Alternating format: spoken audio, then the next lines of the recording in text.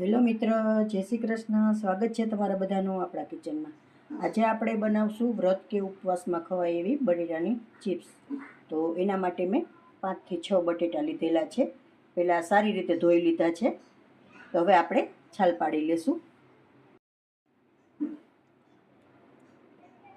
તો આપણે બટેટાને છાલ સહિત જ ધોઈ નાખ્યા છે, એટલે આમાં પાણીનો ભાગ ન રહે અને ચિપ્સ પણ આપણી સારી બને. એટલા માટે આખું બટેટું જ મેં પહેલાં ધોઈ નાખ્યું છે. તો હવે આપણે સારી રીતે છાલ પાડી લેશું બટેટામાં.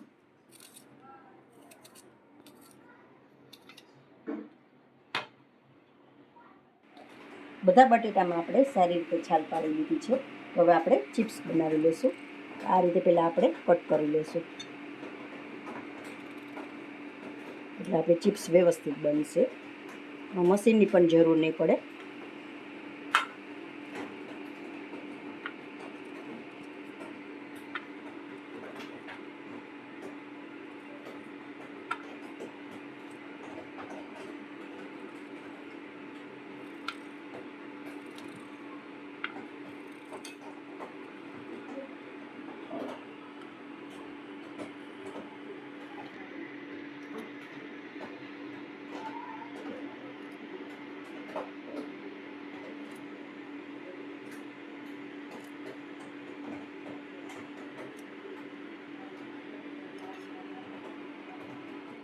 ચિપ્સ આપણી રેડી છે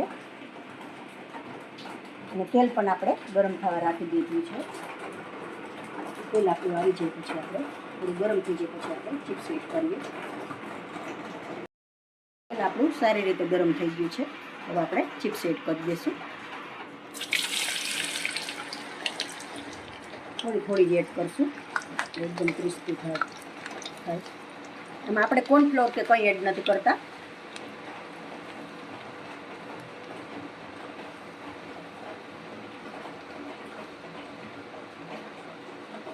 ગેસની આંચ પણ ધીમી રાખવી, એટલે એકદમ ક્રિસ્પી થાય સરસ.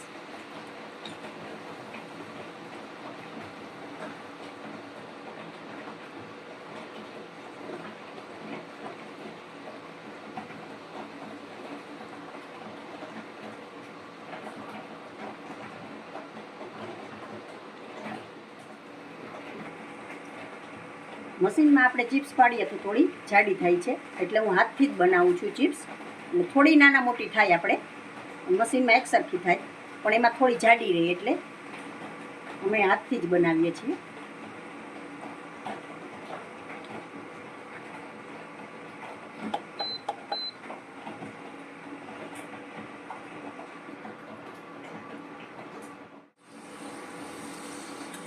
થોડી બદામી જેવી થઈ ગઈ એટલે હવે આપણે ચિપ્સ તૈયાર છે. તો હવે આપણે બહાર લઈ લઈશું, પણ એડ કરી દઈશું આપણે.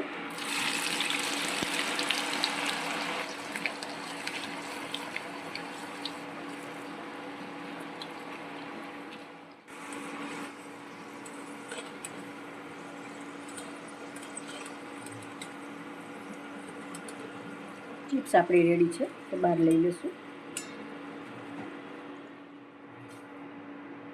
તો આપણે આ રીતે બધી તળી લેશું.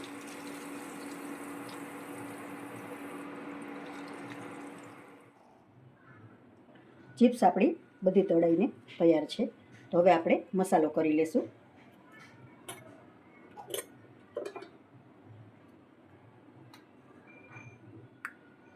1 ચમચી મરચું પાવડર,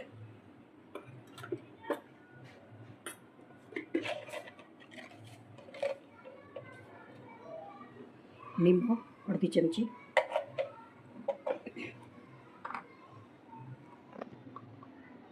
અડધી ચમચી મરી પાવડર, અડધો લીંબુનો રસ,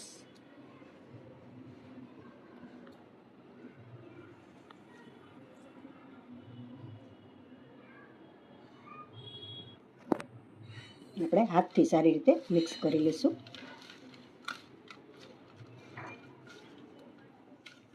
તો જો મિત્રો, તૈયાર છે આપણી બટેટાની ચિપ્સ. જો તમને મારો વિડીયો ગમતો હોય તો લાઈક કરશો, કોમેન્ટ કરશો, તમારા મિત્રોમાં શેર કરશો અને નવા મિત્રો સબસ્ક્રાઈબ જરૂરથી કરી દેશો.